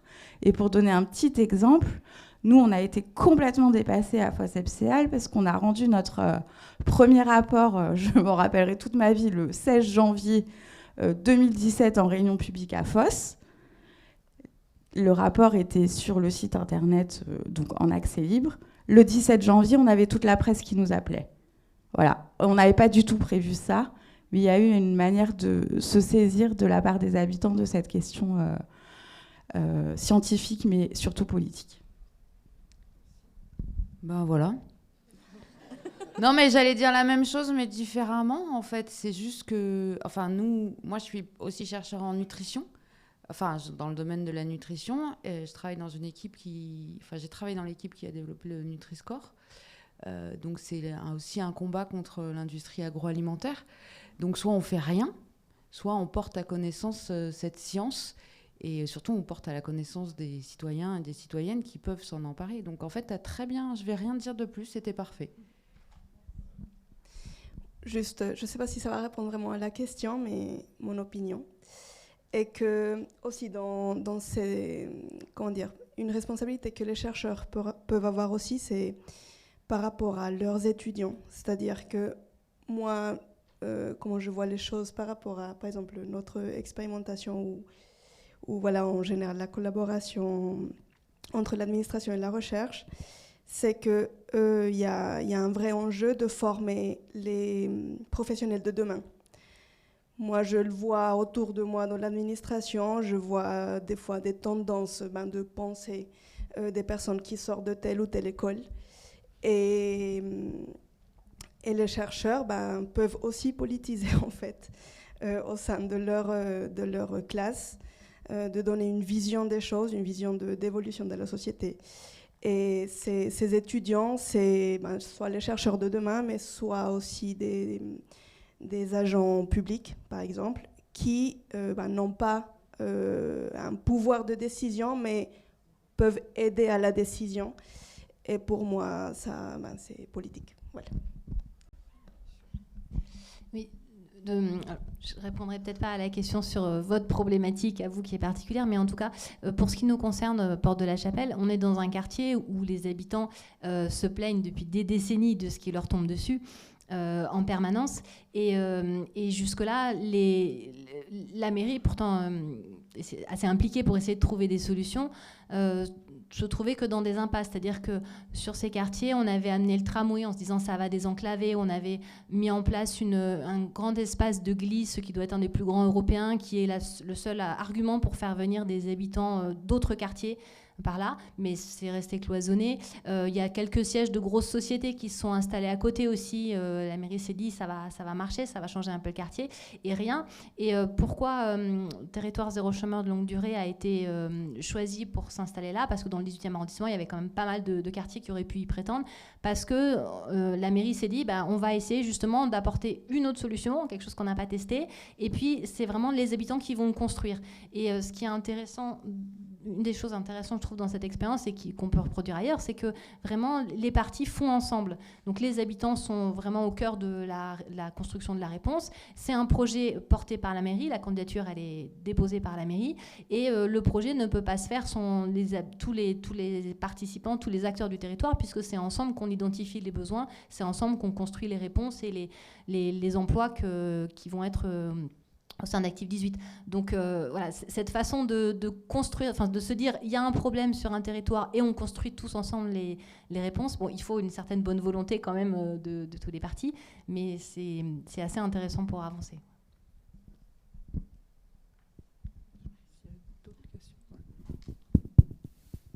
Merci beaucoup. Bonjour, Juliette Roth, je suis garante à la Commission nationale du débat public. Je m'interroge sur la prise en compte, la prise en considération de la charge émotionnelle des sujets que vous traitez. On parle, je rebondis sur ce que Philippe Chamary disait en disant quand même les gens ils n'ont pas toujours une manière très polie de s'exprimer, parce que c'est quand même on parle potentiellement de tragédies individuelles, de drames familiaux, on parle de vie et de mort. Comment est-ce que dans vos dispositifs, vous arrivez à naviguer et à prendre en considération cette charge-là, sachant que même si vos dispositifs, ils ont vocation à travailler dans le sens du pouvoir d'agir, les résultats qui vont en sortir, ils vont peut-être être encore plus anxiogènes ou vecteurs d'un sentiment d'impuissance. Et du coup, je me disais comment on se situe dans ce paysage-là, quoi.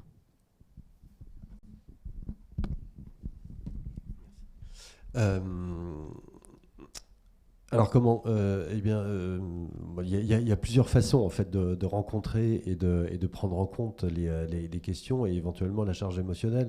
Moi, votre question, elle me fait penser à la différence entre une réunion publique et des ateliers. En réunion publique, on se prend la charge émotionnelle politisée, c'est-à-dire vraiment directement et de façon extrêmement puissante. Et en atelier, vous prenez cette charge émotionnelle de façon plus scientifique et intime. Et c'est là que le travail se fait. C'est pas en réunion publique, c'est dans le cadre des ateliers. Donc voilà, nous, notre façon, et encore une fois, c'est l'une des plus-values de FOSEPCL, c'est d'avoir institué cette façon d'intimiser, je ne sais pas s'il y a un mot pour ça, mais de rendre intime en fait la relation entre un sujet de recherche, pas un sujet humain, et le chercheur. Donc bon, il y a les ateliers et puis il y a d'autres choses. Je parlais de l'Observatoire citoyen de l'environnement pour ce qui est notre cas. L'action sur le terrain des citoyens est aussi une façon d'exprimer parfois la charge émotionnelle déjà en agissant, puis aussi en discutant entre eux. Parce que quand je parlais du guichet unique qui permettait de prendre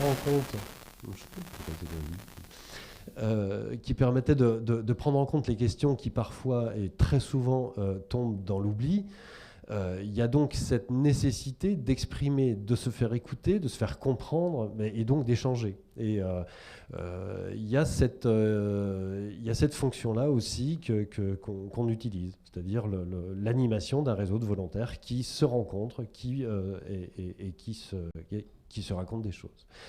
Et dernier point que je voulais dire, alors je ne sais pas pourquoi je voulais le dire, mais vous avez prononcé quelque chose dans votre question qui me fait penser à ça, c'est qu'en règle générale, nous ce qu'on observe, c'est que les citoyens, ils ne veulent pas être rassurés.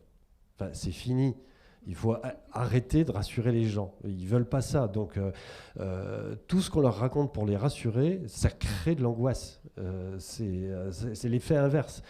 Donc, en fait, ce qu'il faut, en tout cas, à Fos-sur-Mer, où Johanna le disait, il n'y avait rien en matière de connaissance, de mesure des paramètres environnementaux qui puissent renseigner sur la santé environnementale. Il n'y avait rien. Et donc, qu'est-ce qu'il y avait ? Des représentations. Il y avait des représentations dans l'esprit des gens. Et c'était bien pire, en fait, ces représentations, que ce qui est... Enfin, c'est pas pire, en fait, c'est exactement la même chose. Vous avez parlé de drames familiaux, de maladies qui sont provoquées par des contaminations environnementales. On était là, simplement. Il y avait une vision qui était issue de représentation, puis aujourd'hui une vision qui est issue de mesures étayées, enfin une vision étayée par des mesures. Voilà. Donc votre question m'amène à dire ça, et c'est vraiment une révélation pour nous. C'est que effectivement cette façon qu'on a eue et qu'on a encore de rassurer les gens sur des questions politique essentiellement parce qu'on ne peut pas changer la direction du navire, eh bien ça crée effectivement énormément de remous et d'inquiétudes au niveau des territoires. Donc nous, on préfère en fait y aller et trancher dans le lard, et en fait c'est beaucoup plus efficace, et puis comme ça la question est réglée, on passe sur des questions scientifiques. Non, vas-y, je vais prendre après. Et enfin, je te rejoins, et en fait, on promet rien. Tout ce qu'on veut, c'est cette. Je crois que justement, il faut pas essayer de. C'est ce que tu disais, trancher dans l'art, quoi. Donc, on recueille l'information. Enfin, on recueille cette parole-là en toute honnêteté, et je crois que c'est cette honnêteté scientifique. Enfin, en tout cas, moi, je me positionne comme scientifique, et je promets rien. Et après, c'est l'analyse de tout ce matériel-là. Il doit être fait avec cette rigueur et cette honnêteté scientifique. C'est-à-dire que si les résultats ils vont dans ce sens, ils vont dans ce sens. Et voilà, et je les présente tels quels. Je ne vais pas essayer de... Voilà. Donc, c'est vraiment cette honnêteté scientifique-là que j'ai... En tout cas, que m'accompagne sur le terrain quand je recueille des situations qui sont souvent très difficiles, où on transmet de l'information, quoi. Oui, je souscris totalement à ce que Hélène Schaer vient de dire, et la question de l'honnêteté. Il y a l'honnêteté scientifique, puis il y a l'honnêteté aussi de notre incertitude de ce qui va arriver. Et ça, il faut être très très clair. C'est-à-dire qu'on ne sait pas, souvent on ne peut pas, et je pense qu'il faut expliquer aussi toujours nos limites. La seconde chose, je pense, c'est que face à la charge émotionnelle, il faut être en forme. Non, mais clairement, on pourrait discuter, et on en discute entre nous, les chercheurs, de la charge émotionnelle que nous aussi, on se prend et avec laquelle on doit faire. Mais ce n'est pas le sujet ici. Juste pour dire 2 mots sur la question de la reconnaissance. Juste quand vous êtes là, que vous entendez et que vous dites « Bah oui, tu es en colère, mais évidemment que tu es en colère. Comment veux-tu ne pas être en colère ?» Ça, c'est déjà quelque chose d'important, en fait, la question de la reconnaissance. La reconnaissance, ça produit une forme de légitimation, ou au moins d'écoute. Et quand on est dans des contextes territoriaux, alors là, nous, on parle de Fos-sur-Mer, mais je pense qu'à La Chapelle, en termes de déni des populations, de leurs difficultés structurelles, etc., c'est quand même le pompon de la pomponnette. Donc je pense qu'effectivement, cette question d'entendre cette violence ordinaire que les gens vivent, déjà, ça permet de décharger un petit peu. Et cette décharge, après, ça permet de construire, si on garde cette éthique qui est à la fois l'honnêteté et aussi l'horizontalité. C'est-à-dire que si vous avez une posture condescendante ou de de transmission, comme ça nous a été évoqué ce matin, un peu en top-down, comme on dit, ça ne va pas marcher.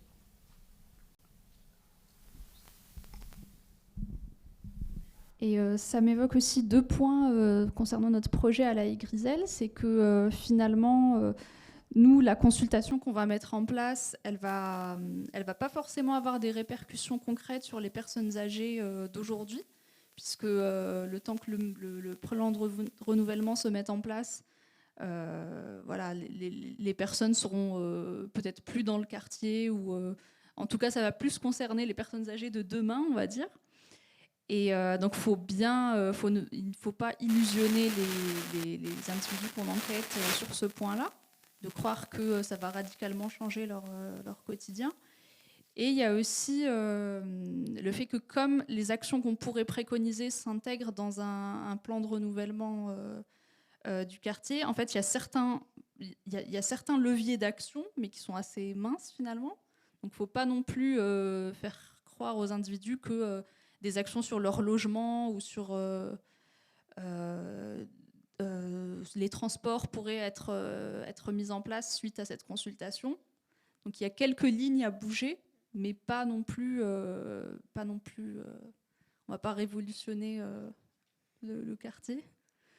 Donc voilà, faut être très très honnête là-dessus et réussir quand même à inciter les individus à travailler finalement pour l'avenir du quartier et pas forcément pour eux-mêmes.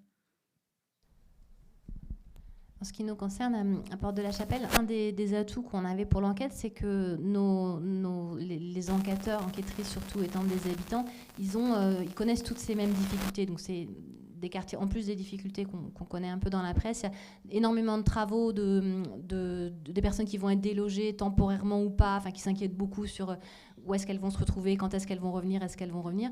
Et c'est ça leur préoccupation principale. Et donc, quand on vient leur parler de santé, etc., au début, c'est pas le sujet. Et justement, nos salariés, ils ont cette affinité, cette facilité à dire, bah oui, je sais, moi aussi j'ai ça, etc. Donc, on en discute 5 minutes, et puis après, on passe à la question, on se projette un petit peu plus. Mais c'est une entrée facilitante. C'est le moment de conclure. J'avais une dernière question. Donc, enfin, vous avez évoqué l'incertitude. Je voulais justement vous poser la question sur comment, si vous annonciez d'emblée que les résultats de la recherche n'apporteraient peut-être pas de réponse à la question posée. Et l'autre question que vous avez peu évoquée, certains ont évoqué les relations Porte de la Chapelle avec les directions santé de la ville de Paris. Vous avec l'opérateur privé, mais quelles ont été vos relations avec les élus ? Moi, je dis un petit mot, si vous voulez, en passant. Nous, puisque le micro passe dans mes mains. Donc moi, je le disais, sur Territoire Zéro Chômeur, c'est un projet vraiment, une candidature qui est portée par la ville. Donc les élus sont au premier plan. Et le maire du 18e, par exemple, il connaît très bien, en tout cas, nos salariés d'origine, ceux qui ont porté le projet pendant 18 ans. Et ça les motive beaucoup, en fait, nos salariés, de dire, nous, on n'a même pas besoin de rendez-vous pour croiser le maire. On va en réunion. Le premier jour où on travaille, on a une réunion, le maire arrive. Et c'est quelque chose de symbolique, mais d'assez fort pour la confiance. C'est un projet, nous, on a besoin de beaucoup de confiance parce qu'il reste, dès le début, c'était quand même, il y a un côté un peu utopique, et puis ça reste un pari, la pérennisation n'est pas assurée. Et il y a un vrai engagement des élus parce qu'ils croient que c'est une solution possible. Et donc, nos salariés les croisent assez souvent. Et ce facteur-là de motivation est très important. Alors, oui. Du coup, j'ai... Oui, vas-y. Alors, pour l'incertitude, que je me fasse bien comprendre, c'est juste d'expliquer aux gens qu'on navigue, que la science est incertaine, que ça, c'est le premier postulat de la science, et que la science avance petit à petit en construisant des dispositifs méthodologiques et scientifiques, et qu'on arrive quand même à certaines réponses. À Fos et à Port-Saint-Louis, heureusement, on a montré que, effectivement, les gens étaient plus malades qu'ailleurs. Donc, en fait, on a produit une réponse. Si on n'avait pas produit de réponse, je ne pense pas qu'on aurait eu autant de collaboration avec les habitants, puisque c'est ce qu'ils vivaient, en fait, c'est-à-dire une non-réponse. Ah oui, peut-être que non, peut-être que oui. Bon, bref.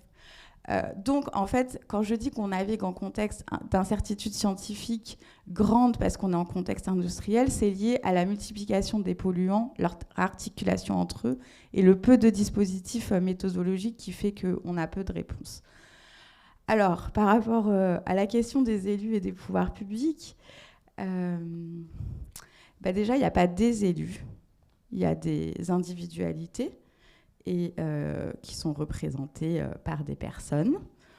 Je pourrais parler pendant 2 heures de ce thème, notamment, pour vous le dire clairement, nous, on a eu beaucoup de problèmes au début avec les pouvoirs publics, notamment les services de l'État, Santé publique France et l'ARS, voilà, pour les nommer très clairement.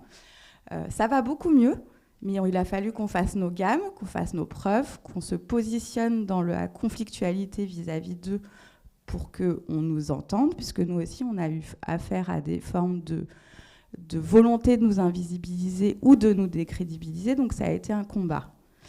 Et avec les élus, ça va dépendre des élus, et je vous donnerai 2 exemples.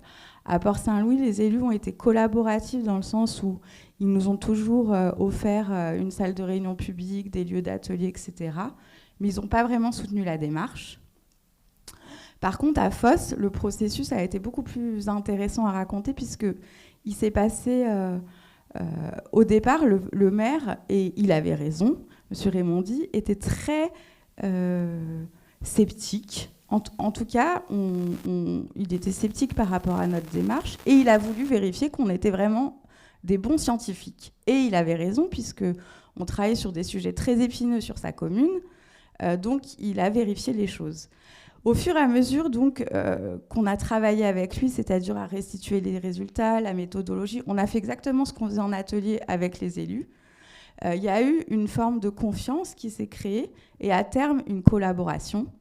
Et pour vous donner un exemple, en restitution publique, comme c'était conflictuel, comme je vous l'ai dit, avec certaines instances de l'État, il y avait des restitutions publiques où moi, avant la réunion, je ne savais pas quel PowerPoint j'allais présenter, puisque je ne savais pas qui allait être dans la salle, quels enjeux allaient me dépasser ou pas. Et donc, par exemple, on en discutait avec certains élus de la ligne à tenir lors de cette réunion. Alors moi je vais reprendre sur l'incertitude, la question de l'incertitude. Donc tout a été dit. Peut-être que nous on insiste aussi sur le fait qu'une étude ne répond pas à tout. Parce qu'il y a beaucoup là pour le coup les représentations se font beaucoup autour de la science qui répond et il n'y a qu'à faire une étude pour que. Donc ça, c'est tout à fait naturel, hein, mais il faut vraiment le préciser que l'étude, elle va répondre à ça, elle ne répondra pas à ça. Voilà. Donc on n'est pas dans l'incertitude, on est dans le cadrage du processus qu'on met en œuvre. S'il faut répondre à ça, eh ben, il faut une autre étude qui répondra. Enfin bref. Voilà. Et puis, alors, au niveau des élus, nous, on a été créé par des élus quasiment. C'est le maire de Fos, le président de l'Interco de l'époque, qui ont créé l'Institut, qui l'ont financé pendant 10 ans. Et puis aujourd'hui encore, la métropole Aix-Marseille-Provence contribue à hauteur de quasiment 1/3 du financement de l'Institut. L'autre tiers, c'est Fos-sur-Mer. Et puis le tiers restant... c'est des appels à projets en fonction des projets qu'on mène, quoi. Donc est-ce qu'on est un institut politique ou scientifique ? Très certainement les deux, parce que c'est un outil vraiment que les élus ont monté pour eux. Voilà.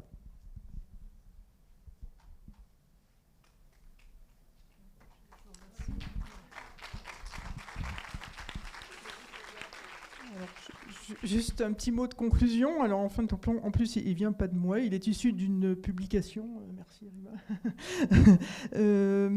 voilà, qui est un livre blanc, Prendre au sérieux la société de la connaissance, qui a été édité en mars 2017. C'est un travail collectif, du collectif Alice. Alors, je vous livre une phrase que j'ai bien aimée.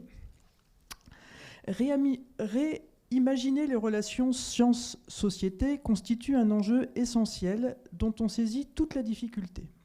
À vrai dire, ce serait probablement hors de portée si nous n'avions pas la chance de pouvoir observer des initiatives dans lesquelles les acteurs explorent, expérimentent et construisent le monde de demain. Malheureusement, les cadres conceptuels et institutionnels ne permettent pas véritablement d'identifier ces initiatives et d'en dégager la signification. Bien sûr, ça et là, on célèbre des cas considérés comme exemplaires, mais on ne dépasse pas le stade de la curiosité. On a de la peine à saisir leur enjeu transformationnel au-delà du cercle des acteurs directement impliqués.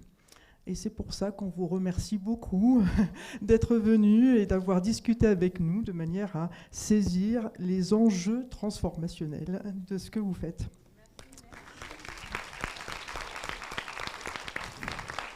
Je voulais juste vous présenter deux ouvrages. Donc, un qui est justement issu d'un travail sur Fos-sur-Mer, signé de Christelle Gramaglia, Habiter la pollution industrielle. Vous avez fait la postface, Philippe. Et puis, dans ce magazine que vous connaissez peut-être, qui s'appelle Dardar, je crois qu'il est du printemps 2023, il y a une interview très joliment écrite de Philippe qui explique ce qui est fait chez lui. Voilà. Voilà. Merci beaucoup. Merci beaucoup.